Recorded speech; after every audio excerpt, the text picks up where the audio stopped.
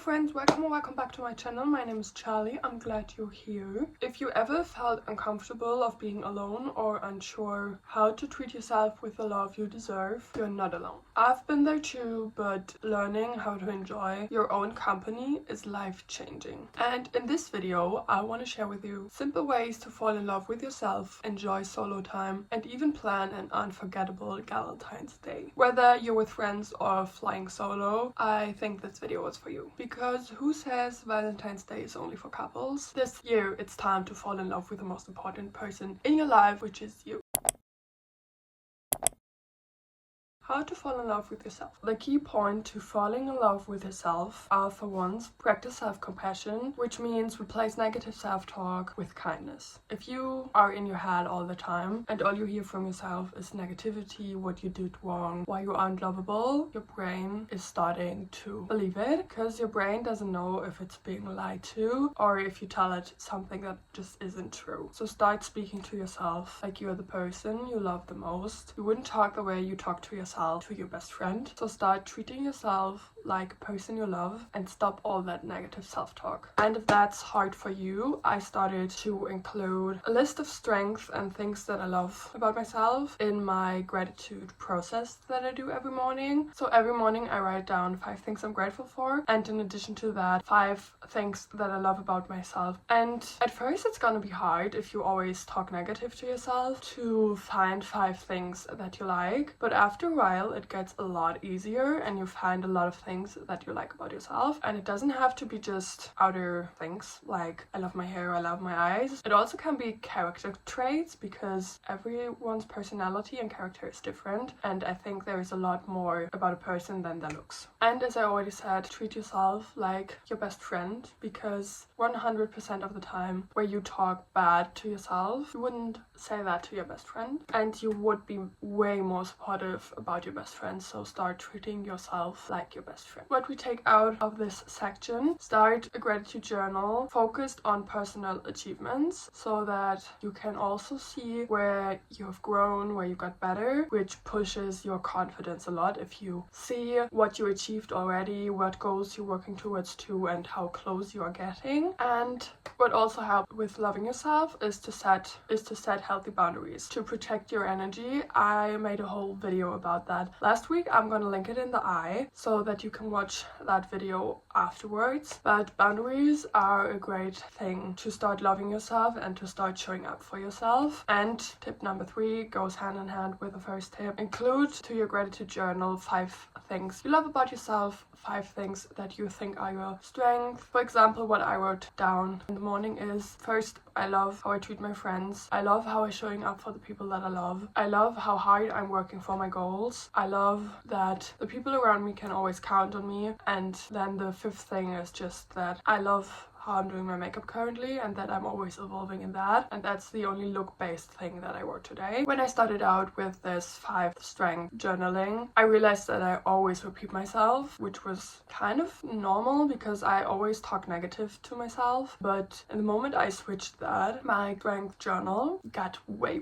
better, and now I have so much more things that I see that I'm good at, that I love about myself than half a year ago. And as Buddha said, I love searching for those quotes: you yourself, as much as anybody in the entire universe, deserve your love and affection. Enjoying your own company. To start this section on a positive note, spending time alone doesn't mean that you're lonely. It's a chance that you can connect with yourself and you can do what you love, and you don't have to figure out what the people around you want from you, and it gives you time to get to know yourself a lot better. And I have some solo date ideas for you. First thing, take yourself your favorite cafe, museum, or a nature walk. Just spend time with yourself, as I already said. When you're taking yourself to your favorite cafe, you've already been there, you know how the location is like, what the service is, what you like to drink there. So it's a lot easier to go there and get into this solo dating part of life. Museums, normally nobody talks there anyway, so nobody is gonna care if you're there alone or with somebody. And nature walks, I do that by myself all the time because because also there nobody cares if you're alone or not, because there are a lot of people that go on walks themselves. Idea number 2, try a new hobby or revisit an old passion. For example, start painting again, start dancing again, start writing again. I'm going to the gym since I'm 16, and in the gym it's totally normal that you're there alone. So why can't you be alone at dance classes or when you're going to Pilates? Because let's be honest, first of all, it's a you thing anyways, because you are focused on what you're doing. And the second part is when you are going to those classes, you're gonna find friends and people to talk to like that. So it's not a problem if you're going there by yourself at first. And also painting, writing, doing pottery painting alone, it kind of frees up your mind if you don't have to talk to anyone and you can't spend this time thinking about other things or winding down and can relax. And idea number 3 for solo dates: have a cozy night in, cook your favorite meal, binge watch your favorite show, or have a spa night. Basically, you can do anything at home that you want to do and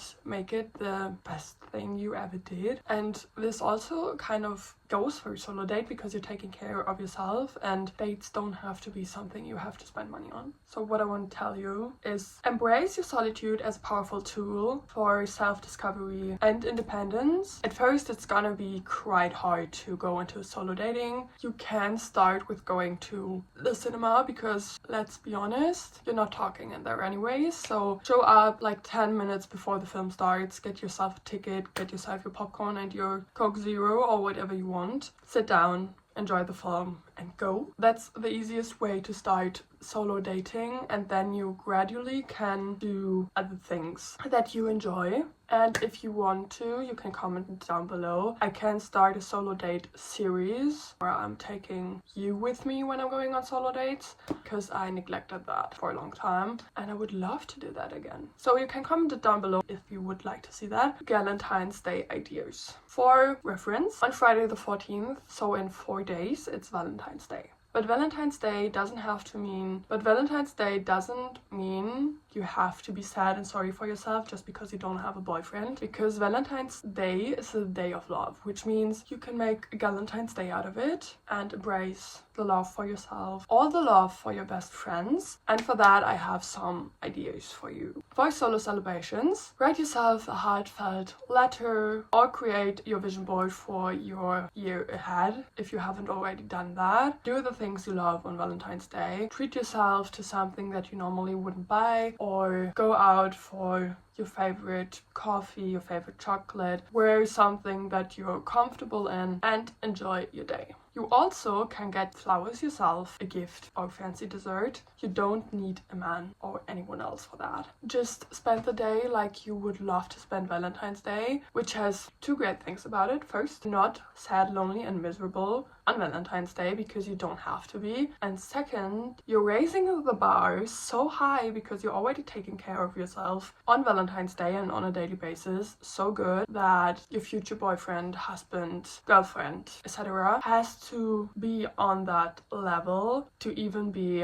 at the point where you accept what that person is doing, or he has to top that, which is also great because you kind of figure out what you want in a relationship, even though you don't try to gravitate to one or force one, which is a whole other topic. But it's great for experiencing what you would want from a partner, even if that's not what the whole Galentine's Day and the solo celebration should be about. It should be about yourself, loving yourself and taking care of yourself, and show yourself that you are the most important person in your life, because you're the only person who is there with you 100% of the time, and you are the only person that is with you from the beginning to the end of the line, and there is no one that's spending that much time with you except for you. So celebrate that. Start loving yourself, because everything else just doesn't make sense. You don't have to bring yourself down. And I know it's hard. I'm still working on it. But I think taking first steps is already an act of self-love and showing yourself that you care, because you already see that you are not loving yourself the way you want to and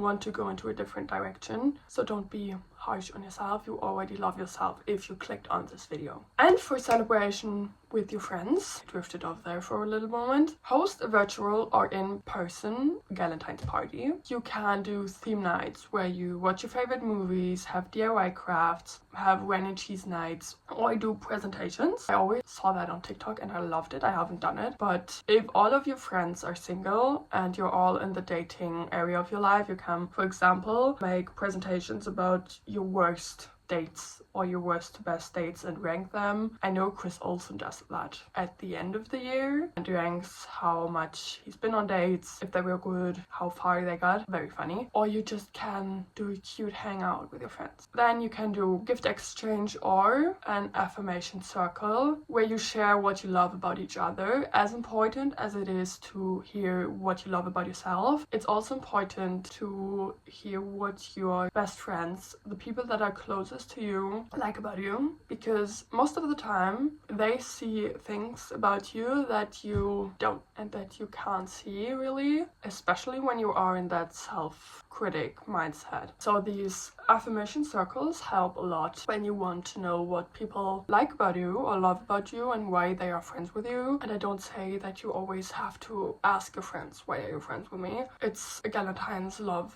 thing. And you can also write yourself letters for the next Valentine's Day, kind of as you can do on New Year's, where you write down what you want to achieve on Valentine's Day next year, and then you put them all together and open them together on the next Valentine's Day next year. And what you can do, of course, as well, cook a fun meal together or have a brunch together, go on a date together, just your friend group. You can also go into restaurants. There is no restriction on girls going out on Valentine's Day by themselves. Valentine's Day just means that you spend it with the people who lift you up anyways, and the perks you're getting out of it is that you love yourself even more, because you first get to spend it with the people you love anyways and see that you're not that lonely just because you don't have a significant other yet, and you start loving yourself even more because you see how much you can do without a significant other. To sum it all up, falling in love with yourself isn't a one-time thing. It's a daily practice of self-acceptance, self-care and confidence building, and it doesn't come overnight. If you decided to act